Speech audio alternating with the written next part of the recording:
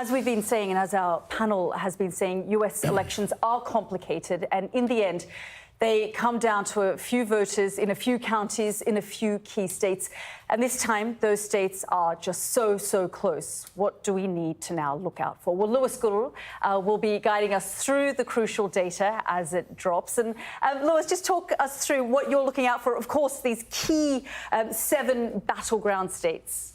Yes, Helder, it's very exciting, and we're going to need a little bit of help to tell this story, aren't we? And we're going to be doing it via this wonderful box of tricks that we've got in front of me now. Let's, you mentioned the 7 key states. Right now, obviously, none of the polls have closed, so this entire map, all 50 states of the Union, all in grey. But of course, as we know, we've heard so much about the key 7, because basically 43 of the states we probably know, unless it's going to be a blowout for one of the other candidates, we probably know how they're going to vote. So let's colour those in, which we've done, and that leaves us 7, doesn't it? It leaves us Georgia, North Carolina, Pennsylvania, Michigan, Wisconsin, Arizona and Nevada. You are going to be hearing a lot about those states throughout the course of the night. Let's give them their electoral college votes so we can see exactly how much they're worth. We can see on the basis of the states that we've already given to either Kamala Harris or Donald Trump. Kamala Harris on 226. Donald Trump on 219. You need 270 electoral college votes in order to win the presidency. Each of the different 50 states of the Union given a number of electoral college votes based on its population, and that's how we've got 226 to 219. So what are the potential paths for both Donald Trump and Kamala Harris? Well, the early thing, Yalda, that I'm going to be looking out for most of all, and we're going to actually get this pretty quickly because they tend to count the votes pretty quickly down in the south of the country, is what happens in Georgia, what happens in North Carolina. This states here, North Carolina and Georgia. What happens in those places will give us a really key indication of what is happening nationally. And the truth is, if it's the case that Kamala Harris can win North Carolina, a state that Donald Trump won back in 2020 and indeed in 2016, and she can win Georgia, which Joe Biden won in 2020, first Democrat to win Georgia since Bill Clinton did all the way back in 1992, then she makes her path to the White House so much easier. Look, she's already on 258. That is before we get to the traditional blue wall battleground states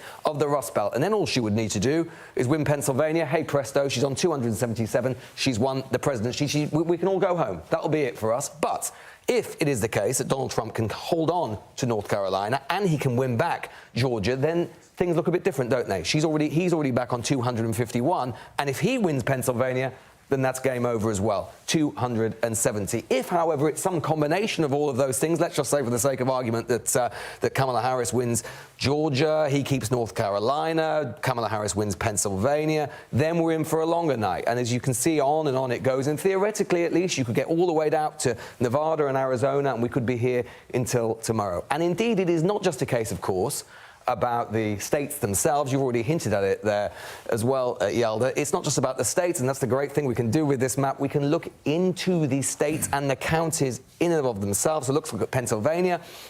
Absolutely nothing coloured in so far, but you can look at somewhere like Erie County. Let's go back to 2020, see what happened there. Erie County, absolutely classic bellwether. Think in UK terms, think of it a little bit like Swindon or somewhere like that. It's a sort of place where if Erie goes your way, chances are the whole country is going your way. You can see Joe Biden won it back in 2020 by a margin of 1,400, just over 1,400.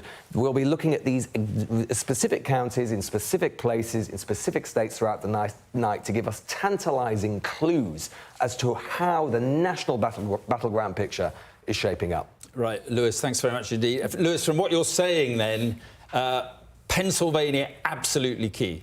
It is, Mark. I think Pennsylvania, Keystone, Commonwealth of Pennsylvania, the Keystone State, if Kamala Harris can win that she's well on her way to the presidency, because there are 96 electoral college votes altogether within the 7 swing states. Pennsylvania is the most valuable of them because it's worth 19. And it is hard to see, to be honest, for Kamala Harris or Donald Trump, a path to the presidency without it. It is arithmetically possible. But the other thing to bear in mind as well, and if we just go back to that map, let's go back to the Road to 270 map here. Let's fill it in again back to tonight, 2024. Pennsylvania, Michigan, Wisconsin. These are 3 states that have all voted together in tandem since 1992. They're quite similar states, sort of post-industrial states, more non-college educated white voters there. Chances are, if one of them goes one way, the others go that way as well, and in which case, you will get a victor.